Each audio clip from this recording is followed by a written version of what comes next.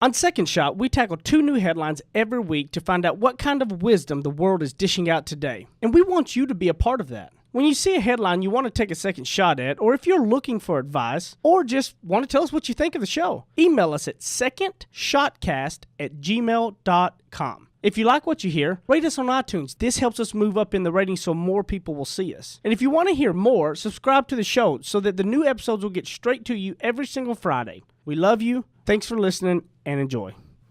There's a lot of news in the world today. News that might surprise you, startle you, upset, or maybe impress. News that's not always for the faint of heart. That's why the man who failed his way to success, Heath Oakes, is stepping up. Tackling today's headlines with ignorance on fire in a way only a millennial mogul can. Take off your sport coat, grab a beer, and enjoy the conversation. This is Second Shot with your host, Heath Oakes. I have a random, useless piece of fact information that I'm going to drop on you that none of you will guess. Okay? Okay. Before I get to it, my wife, Jenny and Chando, what's up, hon? And Zach and Matt. Everybody. Howdy. Hello. So this random question that I guarantee you, none of you will know. Yeah. Okay? Why in Spain, when everybody stands for the national anthem, does nobody sing the lyrics of the national anthem in Spain? Yep, I don't know that. Yeah. I don't know. Is it seen as not appropriate, or Are there no lyrics to the national Are they anthem? simply a Is it bunch song of... got only? it. Song There only. are no lyrics. How did you get that? I don't know. It was just a lucky guess, I guess. Wow. Well done. Can't That fool was actually a Matt. really good guess, Matt. Yeah. Matt from the booth. There's no lyrics in the national anthem of Spain. And there's your random, worthless fact. How did you stumble onto this, and what made you think It was this is in one of the podcast material? Freakonomics podcasts I was Yeah. listening to. They were asking about some of them. And I was like, wow, that's one of those Yeah. good useless facts to know. Yeah, Do people hum along, at least? I Could do that much. yeah, at You least sway back Right, and yeah. forth. Sway. Yeah, I don't know. I Little saw sway's you always throwing podcast recommendations in the Facebook group. It was really neat. Somebody was like, "Hey, what other podcasts do you listen to?" I loved that post. That was really Yeah. cool. Yeah. Yeah, I loved that Because was it's a very bunch sharp. of like-minded people that are all going to like the same thing more than likely, so it's good to share. And speaking of that, the Second Shot group on Facebook, you got to go ask a question. It's a closed member Answer a question. group. Answer a question. It's a closed member group, so it's only for second shooters, as somebody said. Second So go to shooters. Second Shot, look it up, and on Facebook, it's a pretty cool group. There's a lot of things. Like I asked yesterday, would you, if you had a choice between a vacation home wherever you want to be at, or you get a private jet, which do you choose? I didn't answer that question. I want you to know that has been haunting me. Like even like up through last night, I was like getting in bed and thinking about it. I was like, God, I could go either way. Like I don't know. One's the possibility of where you could go. The other's like a place to stay, a refuge, a place to weather the storm. So I don't know. What did you go? Mine's easy, private jet all day, because I can, Private jet. private jet. I can just get on and go wherever I want when I want to. Yeah, And your have I don't vacation home want- is anywhere. Yeah, exactly. I can go rent vacation homes everywhere, but fly on a private jet and not worry about commercial. And Heath Yeah. got mad at me because I tried to have Both ways. have both Oh, of ways. course. Because I Of figured course, what we could do that's is fair. I That's- choose stop. That's called being married, gentlemen. So listen, I pick the vacation home because say we're only going to stay there for like 1 or 2 weeks out of the year, maybe 4 weeks out of the year. We rent it out the rest of the time. And keep in mind, since we can pick any vacation home, it is like the best vacation home in Well, the of world. course, yeah. So then we rent it out, which makes us enough money to buy the private jet. I And like you're on that your way of thinking. You can fly back and But forth. that wasn't the question I Okay, asked. well, Thinking outside the box. Much encouraged. Hey, where do you guys land on the national days? Jenny, you got to run into this. Every day is a national day for something. And oh, that- I that's love it. kinda that- I Really? think yes, I love it. I think it's fun. I know a lot of news people are sick of it because it's like it's like National Taco Day, National Waffle Day, Yeah. National Hater Day, whatever. Sure. But I think it's fun because usually they're lighthearted and their conversation starts, and there is so much heavy stuff happening in the world that Right. sure, if you want to post pictures of you eating pancakes on National Pancake Day and get free pancakes at IHOP, I say have at it. It's fun. So I it's hob. kind of funny because it was what yesterday, so it'll be August 6th, was National Gossip Day. Exactly. Yeah. And that's what we were going to kind of talk about here, because I'm on the national stuff. I read, anybody can make a national day. All they got to do is send something in somewhere and say it. I mean, I think the Sure. National Day thing has gotten out of hand. There's a National Day for everything, and I think it's a little out of hand. When you've got multiple things on one day, like I can go on Twitter and they'll tell me it's National Watermelon Day, and then Facebook will say it's National Beer Day. I'm like, okay, you can't have both. Like, it's got to be one way or another, unless it's Watermelon Beer Day. Like, we got to figure something out. But yes, Monday was National Gossip Day, which was something to talk about, I guess. It was. I thought it'd be interesting because I don't know if we've ever really talked about it. And I pulled up two things. The regular dictionary definition of gossip is casual or unconstrained conversation or reports about other people, typically involving details that are not confirmed as being true. And the Urban Dictionary definition of gossip, the sinful act of withholding love or forgiveness from those who didn't treat us fairly or had wronged us. We want to get even by blaming or cursing them. Gossip is the underrated cause of most human problems in the workplace because we just can't control our tongue, with which we use to bless and belittle others. There's a lot of hurt in those words. Right? a lot of pain in that Wow, definition. Urban Dictionary. You went there. The sinful act of, like, I mean, it got hard. Yeah. But, you know, especially, you know, I think in your line of work, too, in journalists, you know, there's a lot around, you know, making sure things are confirmed of what you say. And I think a lot of times people get to that part if you have those friends or you have anything that somebody tells you something and you feel an obligation to tell a friend that this has happened, this has been said, but yet you really don't know for sure if it's true. But do you tell them or do you not? Is that gossip? Is it not? I mean, I do believe that gossip is one of the worst things that we do is humans. Yeah. Because all it does is really stir up pots in a lot of ways. But I've always had a trouble walking that line of figuring out, should I let somebody know something even though I don't know for a fact if it is true, right? Sure. But do you give them a heads up even if it is or isn't, or are you the one still spreading the gossip? Here's the thing that I think can sometimes help with that. So say someone comes to me with information about Zach and they're Matt's complaining about Zach to me. Wouldn't be the This first happens time. all the time. It's super awkward, and this is how I deal with it. So Matt's complaining about something about Zach. Usually my response to Matt is, what did Zach say to you when you confronted about it? And 100% of the time he says, oh, well, I didn't confront him about that. Right. Why would, you know, and so I'm like, okay, well then, you know, because I'm also, you know, I'm not a confrontational type person. I'm kind of more like go with the flow, stay in my lane, do my thing. But also I feel like that's a subtle way of even just reminding them, because they may not have the intention of really like bringing negative energy in. They're just trying to vent. But it really might not have dawned on that person for Matt to really just go address this with Zach. Because nobody will tell them like what you're doing. Most people don't. Most people take it all in and kind of feel that fire versus you being somebody who's killing that fire from them, which is a good thing to kill because they're going to realize, wow, I guess I do need to address it. And or I need think to get doing over it with a question instead of saying, why haven't you talked to Zach that's a about good it? call. Do it with a question in an assumption that he had already talked to Zach about it. And if he hadn't, and maybe he will say, oh, well, you know, he said this, blah, blah, blah. Then maybe say, okay, well, is there another approach, or is there another, again, kind of like directing back to the person in question? Because then you don't have to wonder, gosh, should I tell Zach Matt was talking about him? That's because true. you've like pushed it back to Matt. Sorry, Matt, for the That's okay. you know, involvement in that. But I think that technique kind of for somebody like me who's not in a management role but is in an Personal. coworker colleague role, and I'm also friends with, and I like to be friends with the people I work with, and that's controversial. Not all people like to do that. A lot of people like to keep their personal friends very, very separate from their work friends. I have a lot of girlfriends who work in the journalism business who I've worked with, you know, inside of work, outside of work. You know, we're friends in all facets, and that technique seems to help. That one of the things too, I like that idea, especially in the social settings and regular settings, that if somebody comes to you with something, asking that question of, well, what did they say when you addressed, will probably kill 80% of it because they have not done it more than likely. So if you want like one little tidbit on the social world, I think that's a phenomenal tip to take away with to try to help kill some of that drama and gossip in your life. And I would think in the business world, I mean, this could probably be used socially as well. One of my mentors, David Moskowitz, taught this to me, and it helped me so much because in the world of leading so many people and different personalities, one thing that I've always kind of helped kill the gossipness, and when I say gossip too, there's always two sides of the story, right? It's one person coming to you with something. You got to always remember everybody exaggerates their own side, so don't ever jump on an emotional bandwagon with people.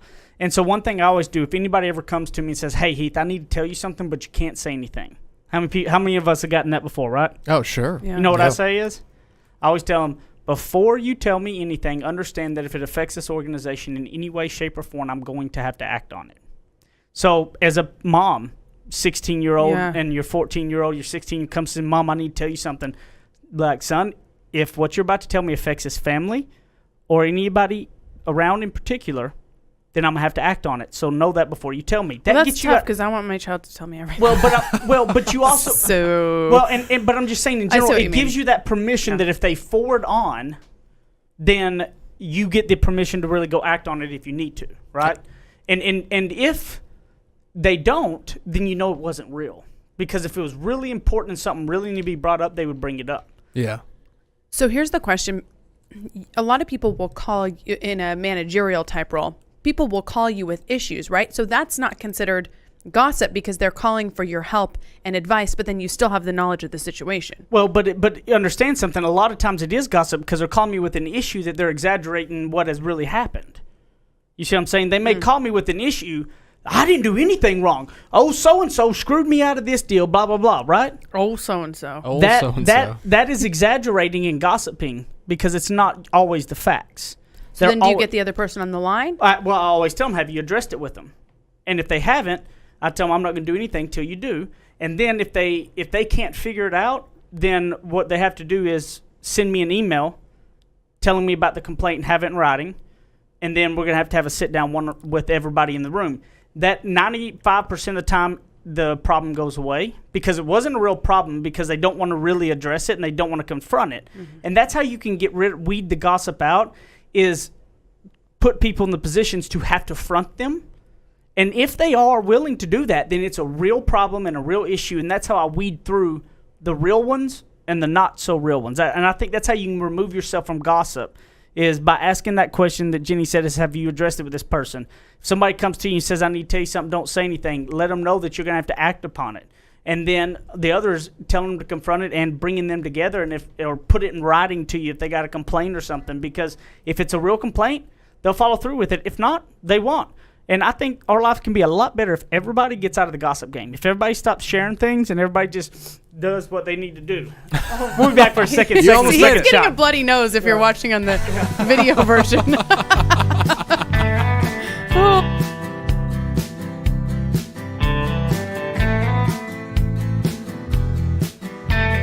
He's a suit and tie kind of guy with deep Southern roots. Heath Oaks hosts more of Second Shot coming up on RNCN. To all of my friends in the great state of Texas, if you have not taken advantage, I have a way to save you a ton of money. I have saved over about $3,000 in the last year, and I have no hassle. Go to energyogre.com, put in the promo code SECONDSHOT. Now listen, promo code SECONDSHOT, and you're going to get a free month just for signing up and saving a ton of money. So don't be crazy. Stop sitting around talking about, is this the real deal? And go do it right now. energyogre.com, promo code SECONDSHOT, and a free month. Thanks. Go get it now. Run.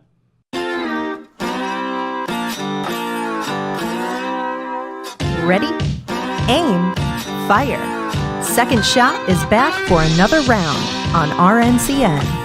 That's how you just know you go really hard, is How? when you're finishing the episode and your nose starts bleeding. You know, that's just because I was pushing the limit. Too You intense. podcasted so hard. Bam! That was it. Yeah. Super intense. Got all riled up about this gossip stuff. Yeah. Now, I've had nosebleeds my whole life. Like when I was a kid, I'd get them nonstop, and every time climate changes in any way, seasons change, it's so bad. The doctors have these thin membranes and stuff, and I've got to, if I want to stop it, I just got to get my nose like cauterized. Cauterized. What do they call it? Yeah, where they just basically burn off all of it. Well, that's good. Yeah, you want that. That Yeah. that doesn't sound fun. Doesn't sound fun, does it? I mean it. That's why I've never really jumped at that chance. 77 episodes we've done. Never once have I seen you get nosebleed. Yeah. It's a lot of time I'm to spend in a surprised it room with happens somebody, all and the never time. have I seen that. Like, that's wild. Yeah. All the time. All Huh. the time. It's miserable. How long But have you? I mean, my whole life, I'm telling you, like in football, I would have to practice and play with paper towels shoved up my nose. I feel like someone listening is going to sometimes like think maybe this is a sign of a greater health issue. Ooh. And if it is, then you guys should email us because he won't listen to me. It's been since I was 7, 8 years old. Right. I'm just saying. Yeah, it takes a long time for things to metastasize. Like, Yeah. who knows? I Yeah. hate nosebleeds. Not fun. So the other story we've got. This was sent from my sister-in-law. Comes from an email. Yeah, your sister-in-law, Jane. It's Yep. very kind of her. Thanks, Jane. The thing that ticked me off wasn't her last name; it was her email address because it was Tyler Teacher. That's part of it anyway. I don't want to read the whole thing just in case anybody gets antsy. But yeah, she was very sweet So to send this in. you didn't catch the last name? I'm a simple man, Heath Oaks. The What can I Tyler say? teacher gave you more of a clue than the Oaks. Former Arizona waitress returns $1,000, including interest she stole from a restaurant in the 1990s. An Arizona restaurant and its owner were shocked last week when they received a letter from a former employee that included $1,000 she stole from the eatery in the 90s. The letter read, "I worked for you as a waitress very briefly back in the 90s while a student at U of A. One of the waiters I worked with had encouraged me to forget to ring in a few drinks a shift and pocket the cash, and for some stupid reason, I did it. It's been 20 years, but I still carry great remorse. I'm very sorry that I stole from you. Please accept my apology and this money as a repayment plus 20 years of interest. May God forever bless you and your family. Signed, a thankful former employee." And Very sweet. didn't the son say something in there about He did, yeah. like something had just happened? He posted this message on Facebook, and he later revealed that 2 days earlier, the owner of the restaurant, his mom, had been robbed on the street. Wow. Apparently they don't harbor any ill feelings towards the woman. He said, "I don't know where she's at or who she is, but I'll tell you one thing. I hope that she's read or has seen what an impact this has made on not only on me, my family, my business, but where it will go in the future. So I hope she keeps looking to see what we're doing with it." So yeah. Well, shoot. Yeah. I mean, it was in the Washington Post. I mean, this made big news Yeah. because Yeah. it's so rare. Couple of things. First of all, shout out to El Charo. I lived in Tucson. I ate there like Really? once a week. Oh, yes. When I wow. lived in Tucson. Love El Charo. Nice. Great chips and sauce. Everything. Is that place we ate? I think I ate with you. I'm sure we Yeah. ate there. It wasn't, you're thinking of El Huerto, Okay. which is like the food truck kind of place, but El Charo's up there in, The Pantheon best of the of- best. yeah. Yes, it's my jam. So love this story. And one of my coworkers, while he went to U of A, also worked at El Charo. So Really? I heard about Wow. the behind the scenes there Oh, too. wow. I find it interesting that this person did this for several reasons. First of all, I mean, it's a lot of like guilt to carry all those years, Yeah. and she obviously, it was on her conscience. If you live in Tucson, you probably think of the owners of El Charo as being very wealthy. I don't know for sure that they are. But it's not just one location. Yeah. There's It's several. very well known. I know that they've got a PR team. I know that, the restaurants are nice and everything like that. So like I said, I don't know their financial status at all. Not that someone who has money deserves to be robbed or No, of any of course. that. But I think it even says more about her that instead of her saying, you know what, I was a poor college kid, it was owed to me. Yeah. And they're doing fine, and kind of looking at them like, oh, you do your thing, rich people, restaurant owners of America. She still took responsibility, and I think that's something that people do often is they see, you have this, I don't have as much, so somehow it's owed to me. It's okay for me to take Yeah. those drinks and do it. And it's not. Yeah. Well, you know what I find interesting too? You find a lot of people that get to certain points of their life where they have that, maybe they've not been such a nice person their whole life. Maybe they did some wrongs to some people in big ways. Maybe they're trying to change that. Maybe it's because they've had a diagnosis that is going to be fatal, or maybe it usually is when some kind of life event that is really traumatic happens that they start thinking about some of that. And I know a lot of people struggle with that whole, I don't deserve their forgiveness. I don't.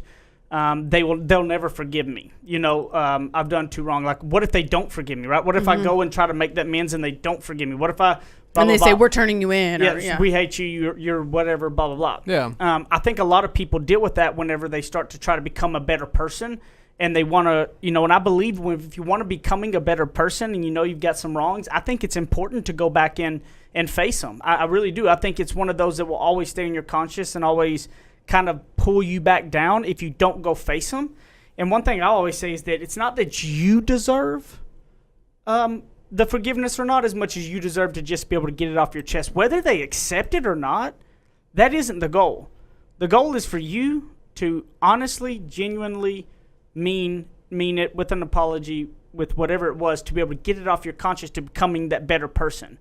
So if you're making that transition that you've been somebody who's not been good to somebody who you want to be better, I think it's critical to go make amends. Mm-hmm. And whether or not they accept it or not doesn't matter. It's funny that you bring this up because I am a big advocate of 12-step programs for all different forms of addiction and relationship issues and such. And that's a big part of the 12-step program is going back and sort of, I don't know if it's righting the wrongs, but going way, way, way back. And if there's something that you did, and I always wonder when I hear a story like this, if that's a part of that. And of course, there are lots of different wonderful recovery programs. And I'm not saying this woman has been through that, but it tipped something off in me because she's going through something. I guarantee she's going through something to make her finally make take action. The effort to do that, and the healing power in that is proven. Massive. I mean, that's why the 12-step programs exist for I mean, it's been around forever because it has been very successful for a lot of people. So something I wanted to ask about, and we shouldn't get too far in the weeds on this, but I'm curious because inquiring minds want to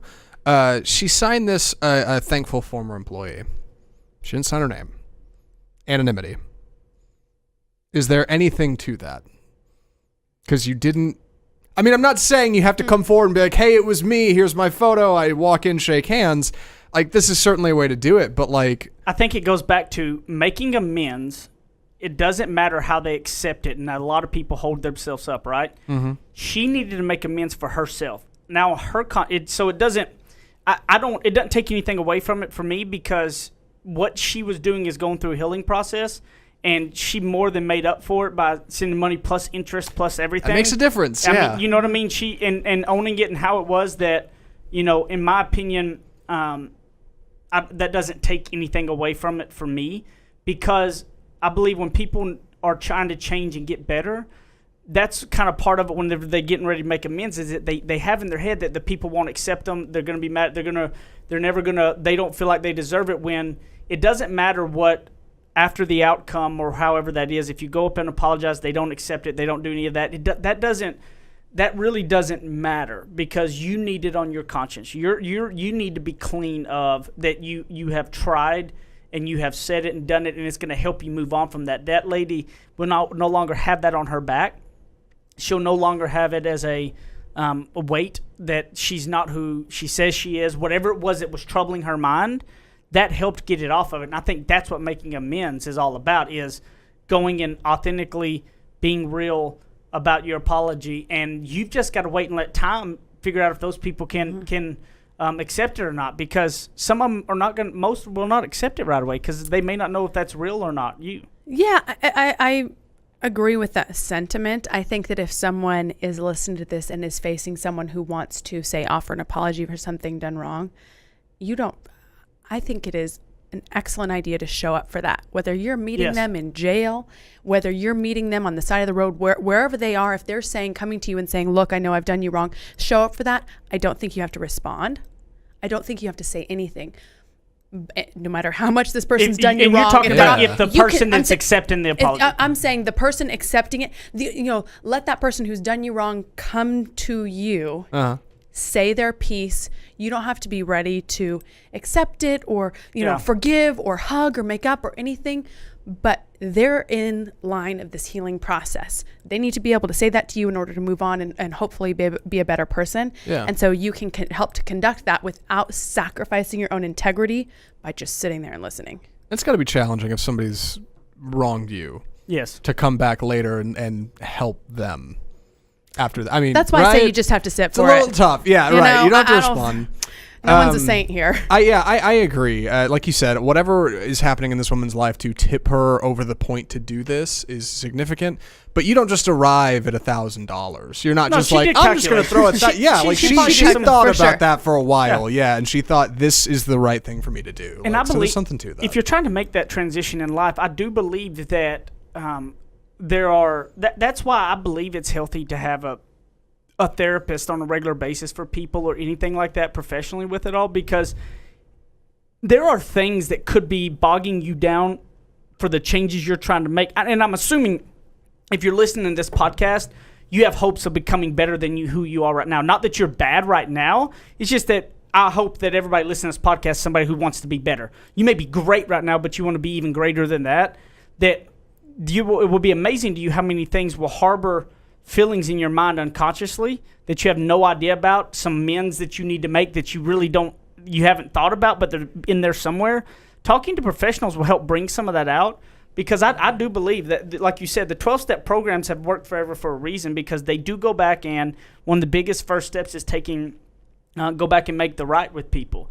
And I think that unless you can go and make rights with people and own up to the responsibilities, face them head on, you can't. It's hard to move forward to the new person you want to be.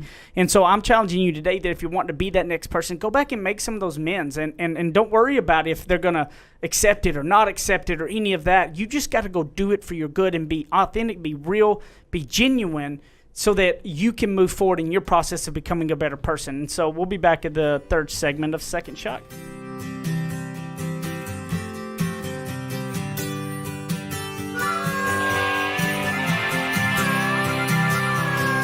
Now that's what I call ignorance on fire.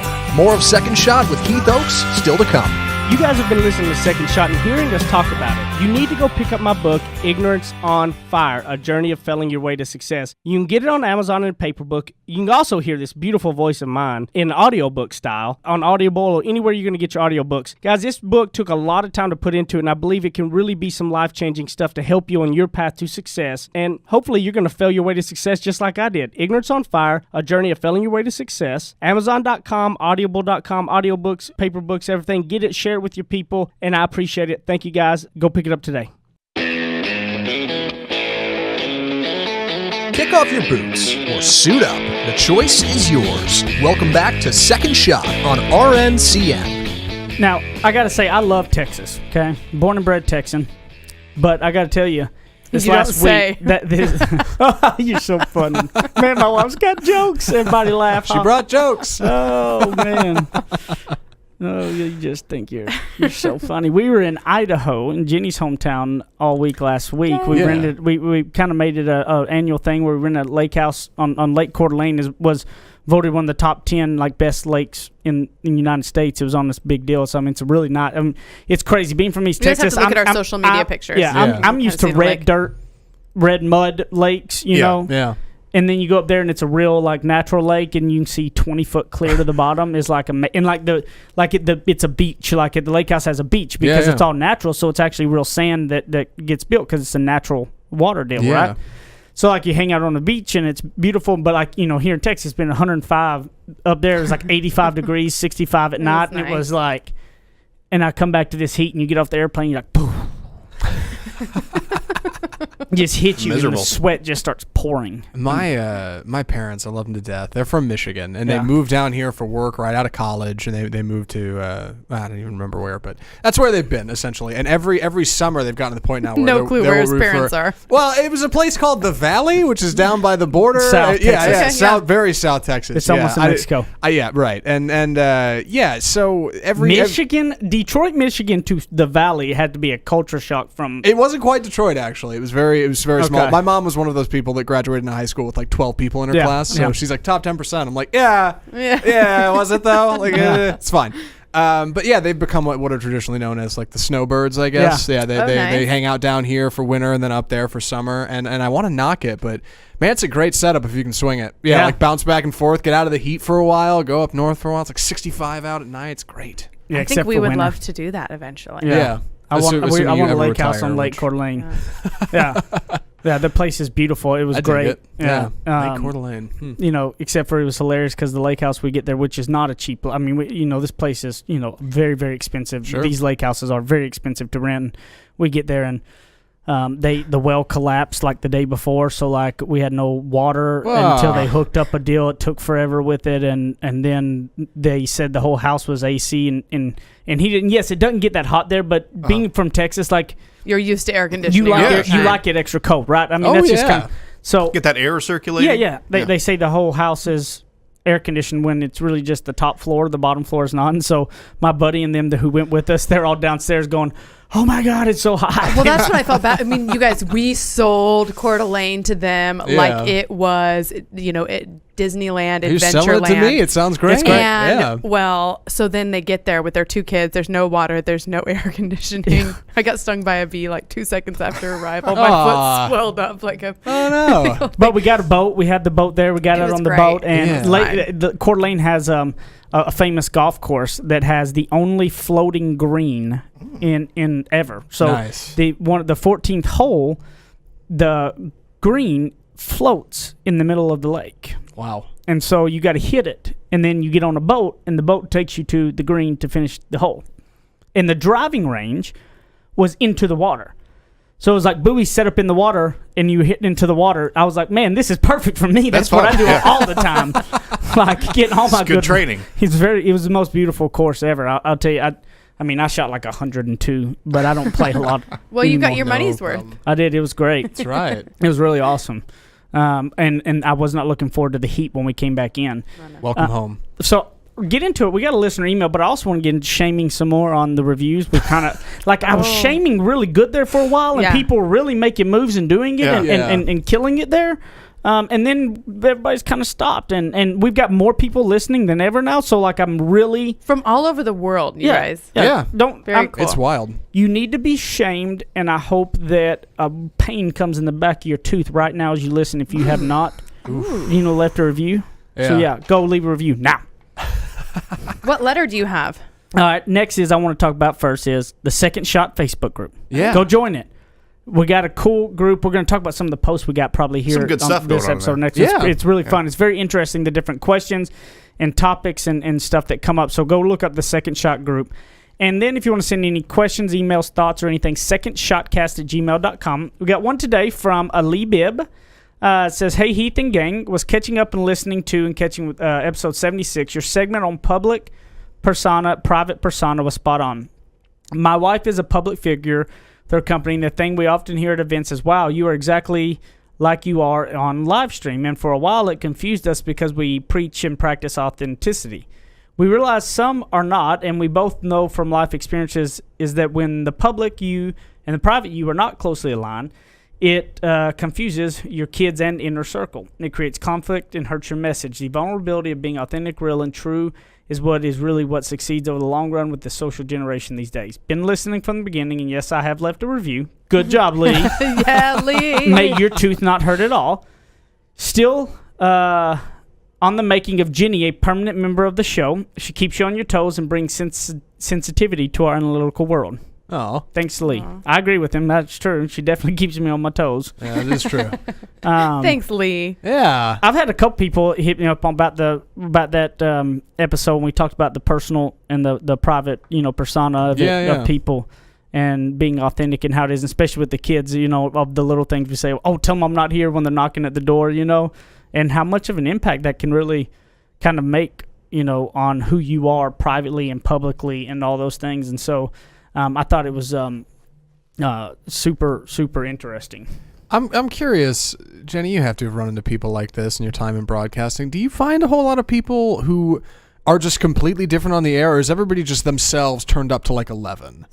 Good question. Yeah. Sometimes I think the most successful are themselves. It's just really hard to fake it, honestly. It's if you super do hard it, to fake Especially in it. today's world. Think about like if you show up to give a speech or something like that. If you do the fake version, you'll find yourself totally drained. Mm-hmm. If you go in and you're yourself, it's not hard because you're just yourself. Right. So, I mean, there's a certain element of coaching and production value and all of that has to go into it. So, you can't wear just like your jeans and t-shirt or whatever. So you have to dress the part.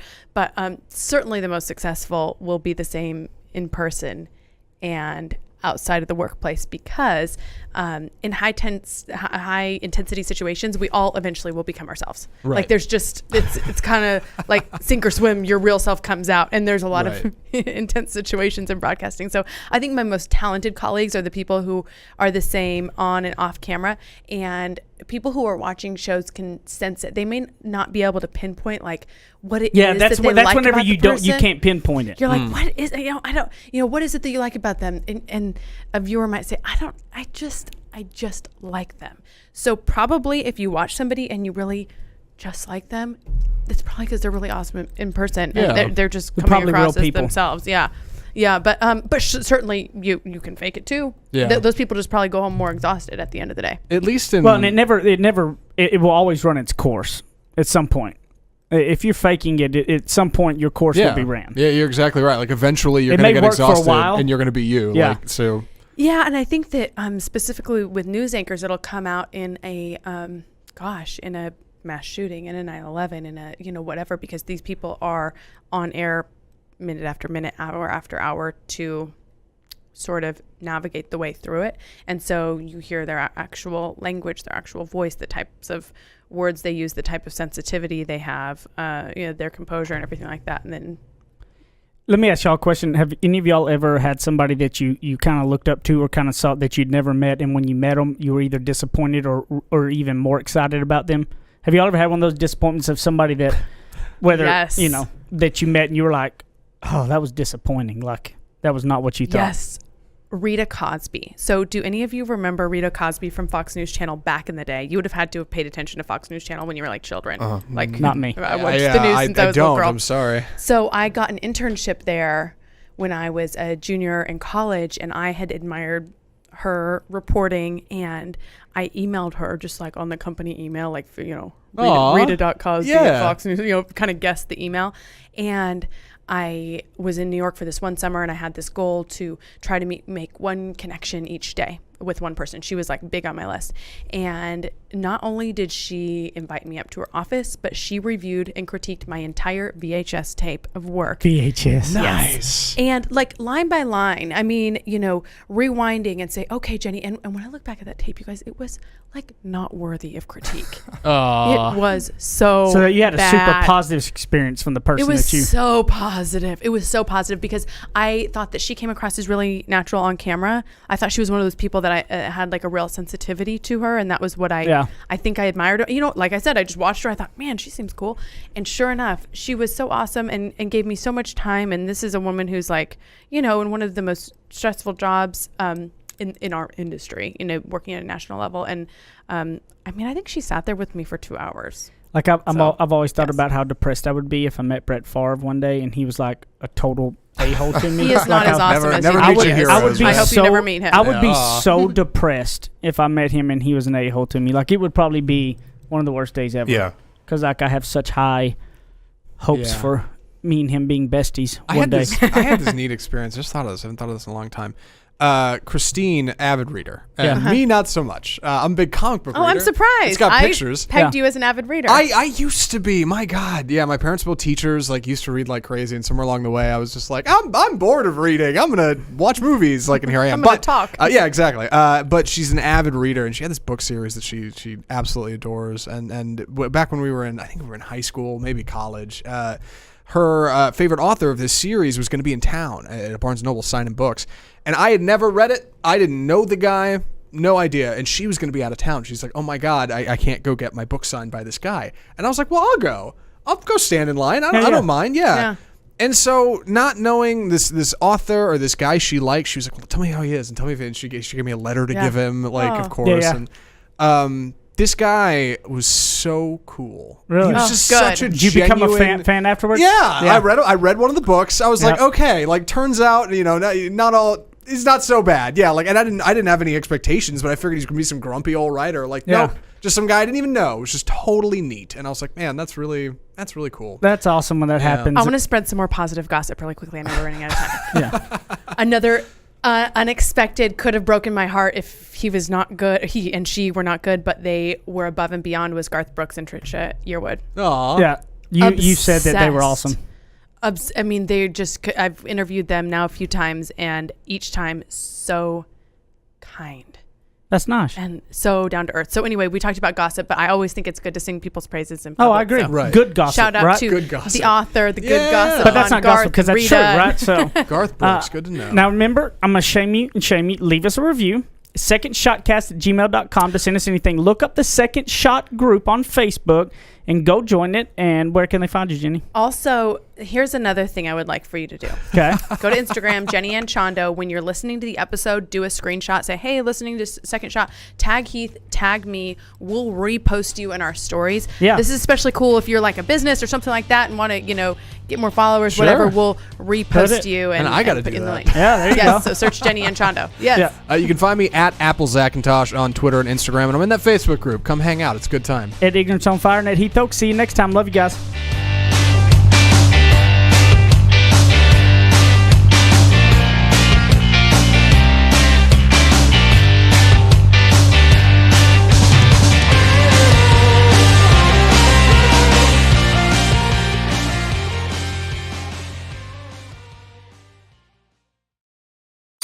You're listening to RNCN, the digital destination for premium talk radio.